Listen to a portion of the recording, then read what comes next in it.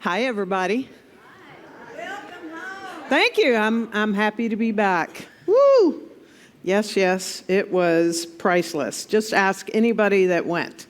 Egypt, that's what they're saying. Welcome back. I'm happy to be back. So I'm talking about a topic that I've talked about a few times, just a few times here, right? Yes? Be love. Y'all have heard this a few times? Yes. There are people here in the sanctuary, believe it or not. Not everybody's online. Well, I'm going to share as best I can in about 2.5 hours a 12-year journey that I've had with this topic. And you may have heard a little bit about this before now, but I promise you there are things in here you haven't heard before now. What a journey. So this thought, this topic, this thing called Be Love. 2010, I'm going to take you back to 2010. And I was in meditation. And I really had many of the questions that perhaps a lot of us ask ourselves, like, what's my purpose for being here? What truly is my purpose in life? What is this all about? Why am I here? And those were sort of the questions that were moving around in me when I went into this meditation. And unexpectedly, I got one of the strongest hits that I've gotten in a meditation. And the answer to those questions was, I came here to be love. Like, that's the only thing to be, is love. That's the only reason for my being. That's the only purpose I have, is to be love. And I came out of that meditation different than the way I went in. And I was like, really? It's that simple? It's that complicated? It's that difficult? It's that what? And so to remind me of that moment, I made some wristbands. Lisa Blackford, you still have yours on? Yeah. I made some white wristbands that say Be Love. And I did that for me. I just, went out and made some wristbands with the wristband company. And I was like, I need a reminder that this is who and what I came here to be, is to be love. And it just so happened that soon after I made those, we had a Centers for Spiritual Living convention in Denver, Colorado. And I had made several hundred of these white wristbands. And I took them with me, just like, all right, I just want to share this with the world. I just want to give these away. And I took these wristbands with me. And at the time, I was involved pretty heavily with CSL teens. I had met several of them. And we had a lot of teens coming from Oakland, California. And I handed them these wristbands, and these teens went crazy on them. I was like, really? And they just said, this is it. This is the answer to everything. We just have to give these away and do this. And I just watched how they got whatever it was. And I was like, this is amazing. And there was magic that happened at that convention with these teenagers.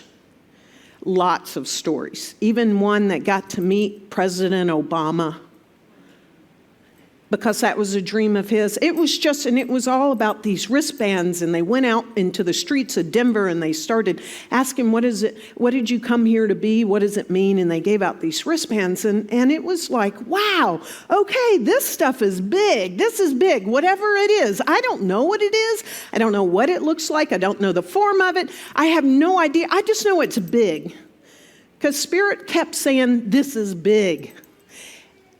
And that's been a curse for me for 12 years.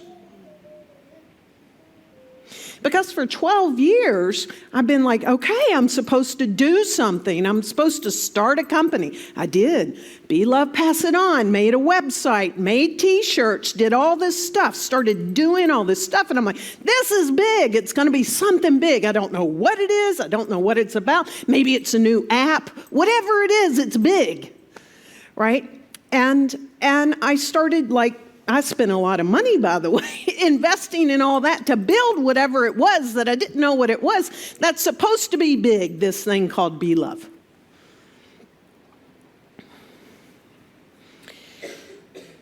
And in those next years, I found myself going to these teenagers, now young adults, that I had done a lot with in Be Love, because I went to a CSL teen camp, sold all the t-shirts, did all this stuff, and I was connected to a lot of them. And they started telling me stories, and then what I started to do is, well, great, this is big. Why don't you take this up? I'll give you the money. Let's just do something with it, because this is, so I was looking to people outside of myself to do something with it. You with me? And it was like, come on, it must not be me. Let's go do this. Let's build some big company, because that's what I'm used to doing, and make this happen. Because I had this feeling, and have had this feeling all along, that this is something big. I want to share a quote from Dr. Martin Luther King. And Dr. King says that love is the greatest force in the universe. It's the heartbeat of this moral cosmos. One who loves is a participant in the being of God. Beautiful quote. I would say it's not a force. I would say it's a power. I take up this thing, this boundless love, as a power. I believe it is a power. And I love it that it's like, it's the heartbeat of, to me, a moral compass is what includes everything, what includes everyone. There's not anything left out. Like the compass encompasses it all.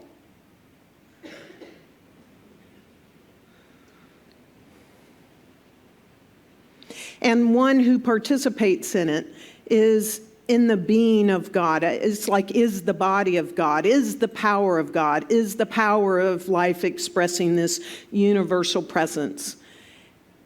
Not two things, it's actually being it in its greatest form, right? That's how I interpret this quote from Dr. King.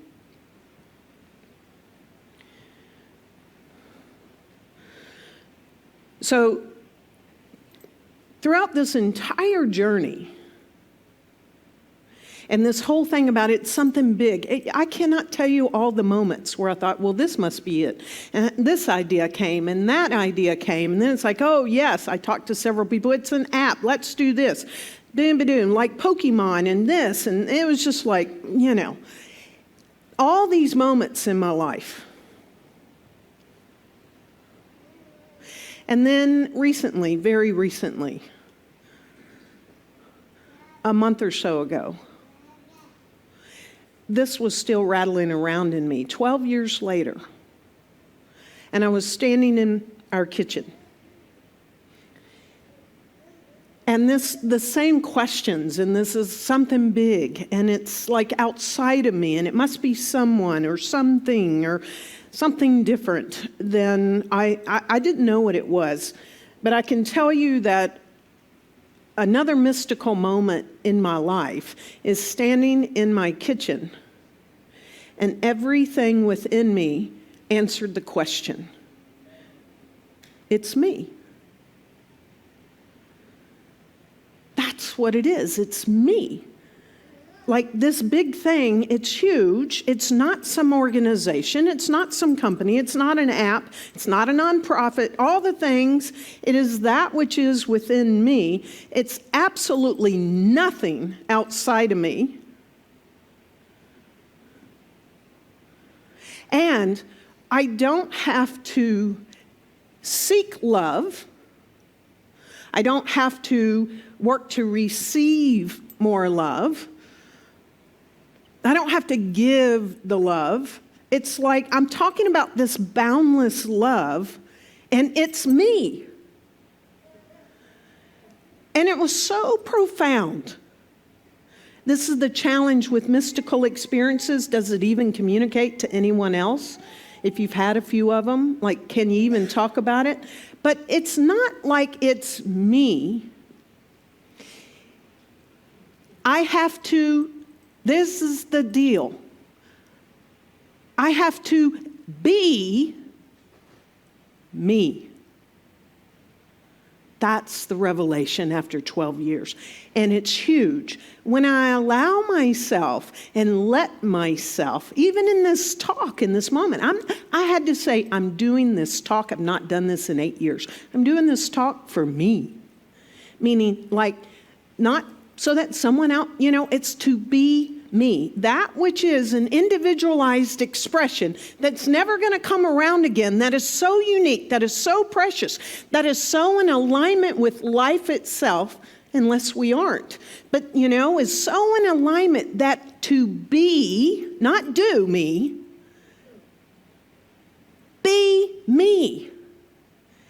And it's huge. When I be me, it changes everything.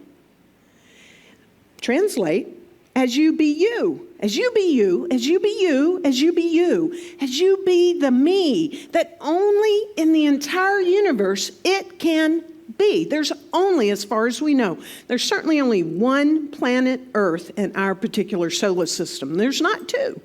And because it's being itself, look at what all happens. And that's been like this, I don't have to do something. I have to be me. And as I be me, everything changes. Every person I encounter, I'm not attempting to please someone. I'm not trying to be something that I think someone wants me to be. I'm showing up as the presence, as me. And that's been the huge revelation for me. And it's huge.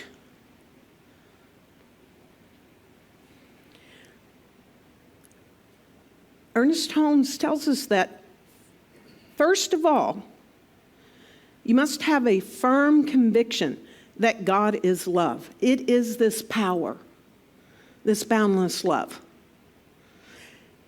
And an equally firm conviction that when you apply this principle of love to any human problem, the very words you speak in your meditation or treatment or prayer will operate as law in the condition that confronts you and will neutralize and overcome everything that opposes it.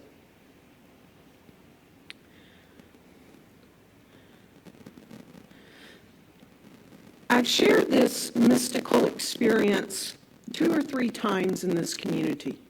I wouldn't be a minister in this community had this not happened. And it's like, wow, this is my anchor to go back. So I'm tying what recently has happened with what happened back in 2013. And I was planning on, and actually had signed a lease to start a new ministry in the Mission District of San Francisco. It was the day I signed the lease, and I went over to sign that lease, and I had ridden their transit called BART, the Bay Area Rapid Transit, something I didn't travel much with, but I did that day. And on my journey home, I was having a conversation with my then partner about, yep, I signed the lease. They said yes to me. I couldn't believe it. I was on such a high. It was so great. I'm moving forward. I'm starting my ministry in San Francisco from scratch, yada, yada, yada, happy, happy. And all of a sudden, everything within me said, stop. And so I did. I had just exited the BART, and I was in the BART station, and I just stopped where I was. And my partner was like, are you okay? I'm like, just give me a second. I just need to be right here. I didn't know why. I just listened to the stop. And it was sort of like, no, come on, come back to the, no, I need to be right here.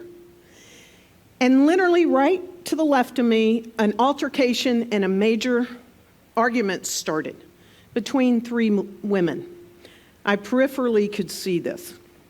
And my partner was hearing this argument, and it got heated. 2 women going at a BART station employee, pretty fast, furious, and angrily, aggressively.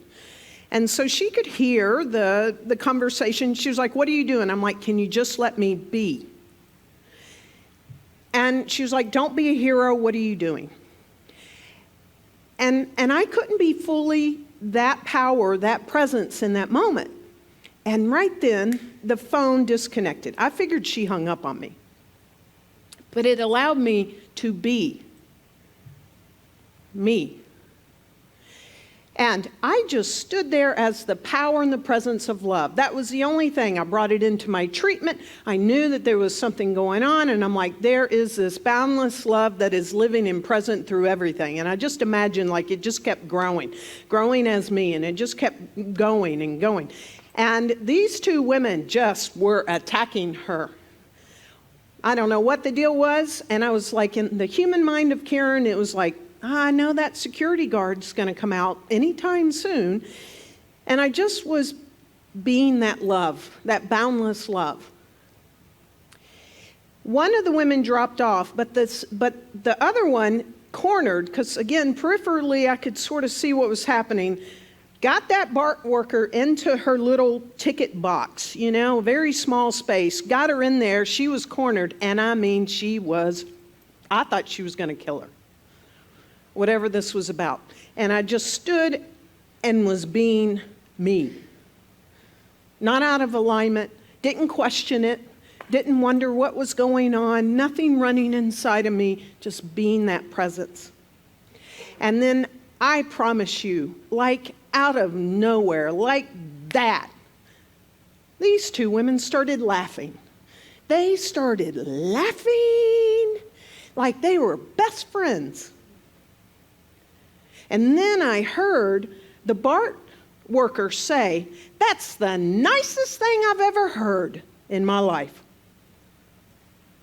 They walked out of there like besties, said, thank you very much, whatever, and went on their way. Now, because the BART station woman was not doing what she typically did, letting like the handicap line in, or, there was a whole line of people starting to go like, hey, am I getting taken care of? So I noticed that.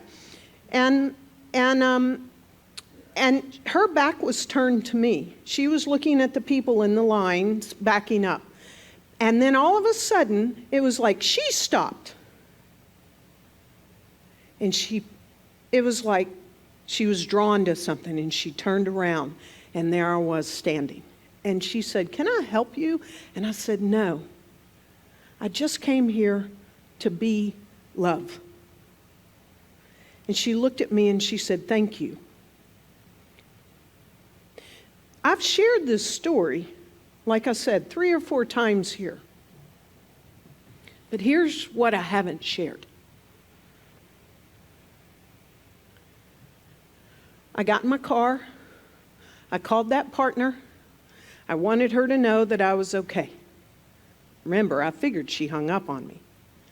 I called her, and she said, hey, the line disconnected. Okay, the line never disconnected.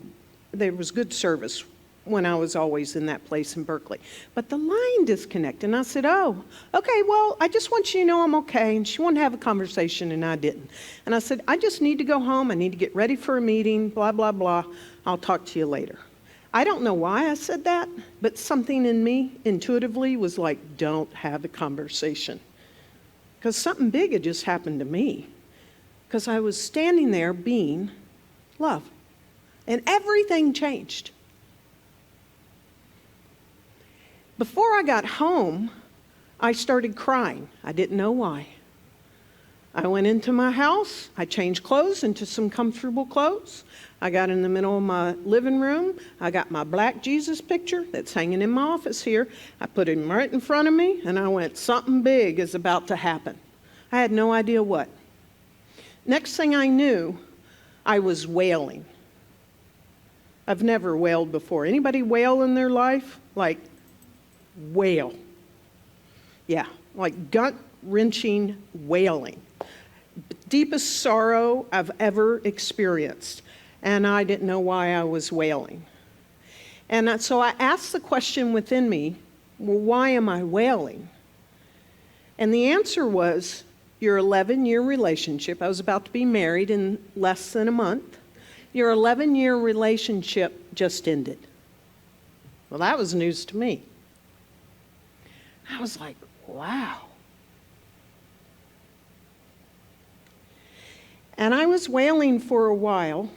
And then, at the exact moment, while I was wailing, I started laughing in pure joy. Like, have you ever had like the most blissful, pure joy, happy thing ever going on? It was happening simultaneously at the same time. Pure joy, pure joy. I was like, wow, I was holding them both. Deepest sorrow, purest joy.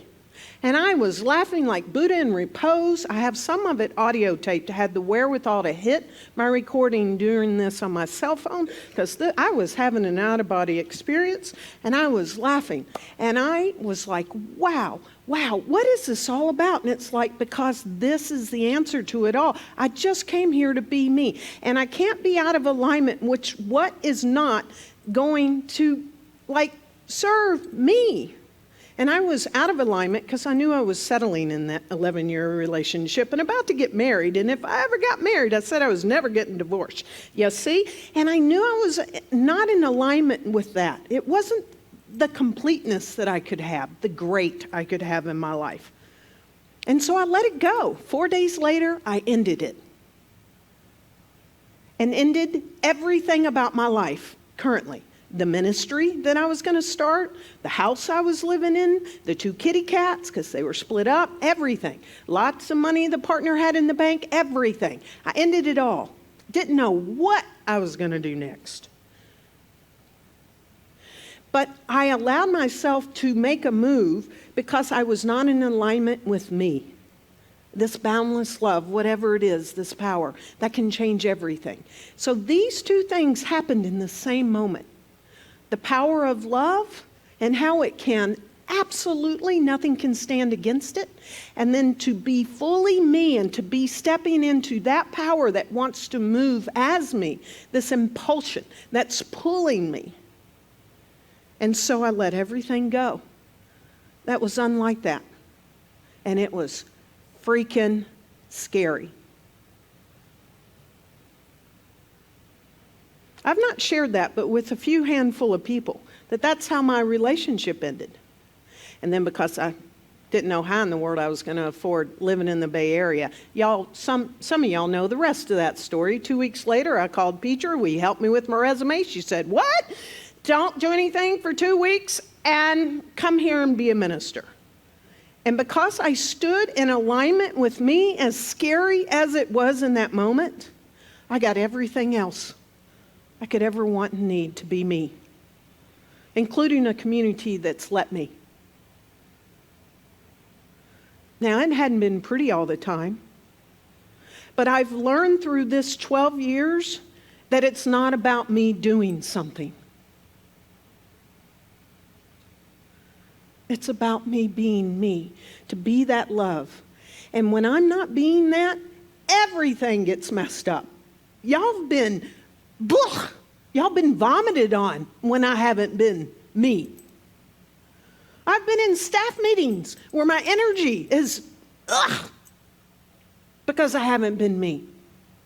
I haven't been allowing that presence.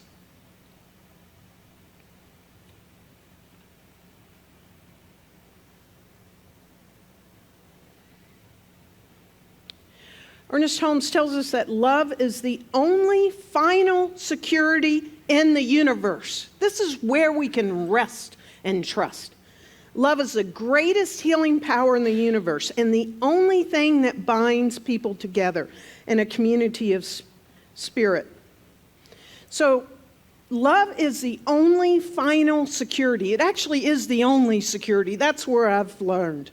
I have to have security in the universe, or everything gets wonky. How about y'all? I have to trust the universe, or everything gets wonky. How about y'all? I have to trust in the power of love. I'm not talking about romantic love at all. I'm talking about this boundless love that changes everything. I must trust in the power of this love. And as much as I can, which I fail miserably sometimes, and that's okay, is to be that love. Not do that love, but to be that love. Now, in this 12 years journey, and especially with getting in relationship with Petra, I've learned two things that's been really hard for me to learn.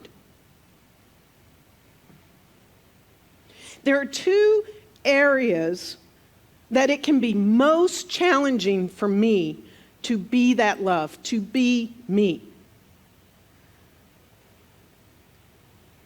To use this healing power.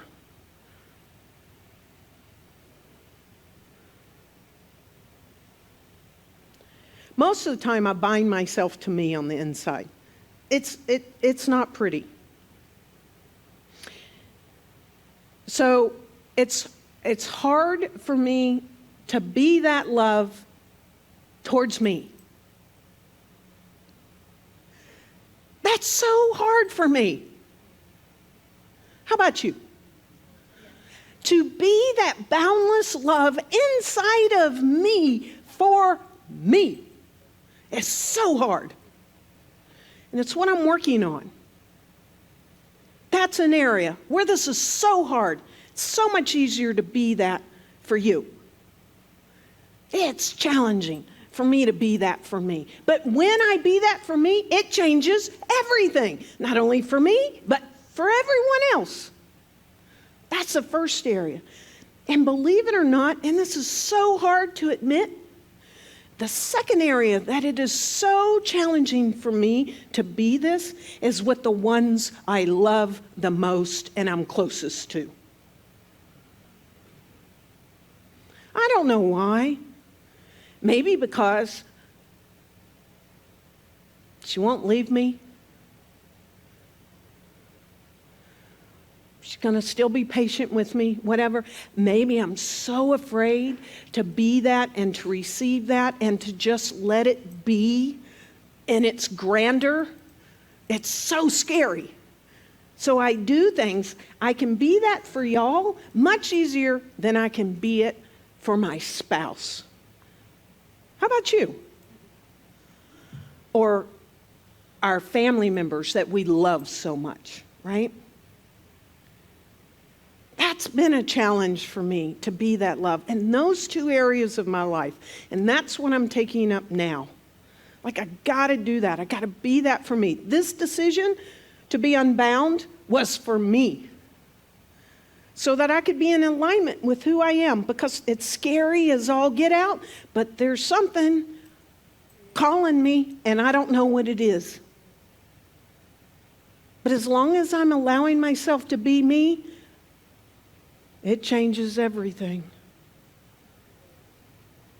I don't know about y'all, but how many years have you been in a relationship, been in a job, been in a family, whatever it is, and have twisted yourself into a pretzel? And as you get really like, okay, I think this is, if I just get it like this, then everything's going to be all right. And then all of a sudden, it changes again. No, I don't want you to look like that or be like that. You're in that position. No, that's not it. So, okay, well, so let me come over here and do this. Can we just be ourselves? This incredible, boundless love that is the greatest power in the universe. We don't have to be anything else. We don't have to do anything else. Love is the only final security in the universe, and it's the greatest healing power. So, what I've understood is that as I allow myself to be me more, things have changed.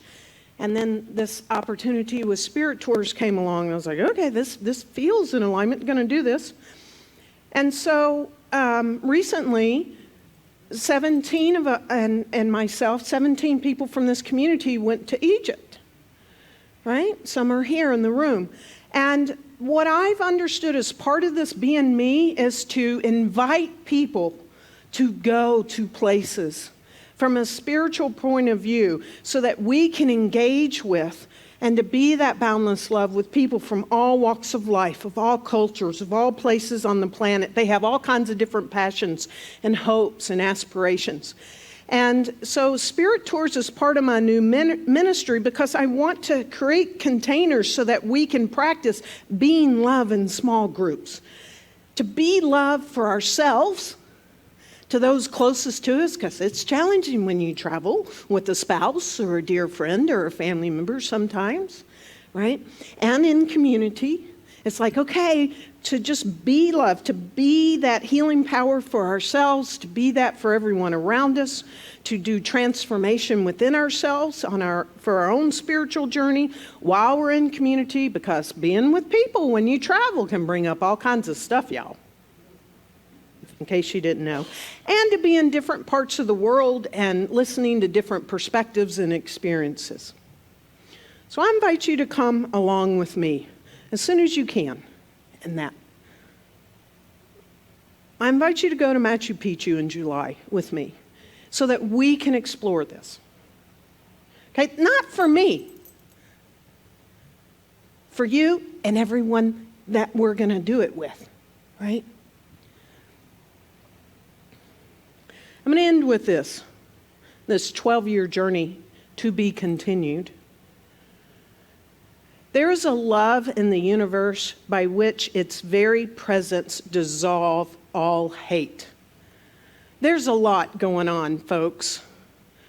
This thing called hate is doing its last gasp, its last attempt, I trust, to raise its ugly head, to not lay down for its nap like a 2-year-old who does not want to lay down for its nap. You ever been around a 2-year-old? Have you ever been one? That 2-year-old will give everything it's got because it knows it needs to go down for the nap, but it's the last thing it wants to do, right? No, because if I let this go, what's going to happen? And so hate, division, separation is on its last gasp. It's like clawing. It's just doing everything it can. And many times it's being fed, but I'm telling you, I love what Marianne Williamson says. As loud as it is, boy, so does love need to be, right? And Ernest Holmes tells us that to understand that love overcomes both hate and fear. It is so fear-based. Hate is not as hate-based as you think. It's fear-based. To understand that love overcomes both hate and fear is one of the chief requisites of a scientific mental practitioner. Anyone practicing the science of mind. Love does not overcome hate and fear, he says, by argument or force.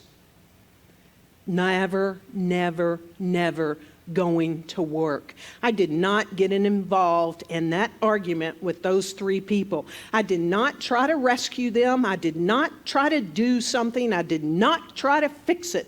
What did I be? Because that's not ever going to work. It doesn't overcome hate and fear by argument or force, but by some subtle power of transformation, transmutation, sublimation, invisible in its essence, but apparent through its act. Love that. That's what that mystical experience at the BART station told me. That is what I came to understand is the power of love, that it shall overcome all hate, all fear. Nothing can stand against it. And now, to be continued, I'm taking up this journey. Can I be that power for me and for those that I love the most in my life? And I invite you to join me in this to be continued journey.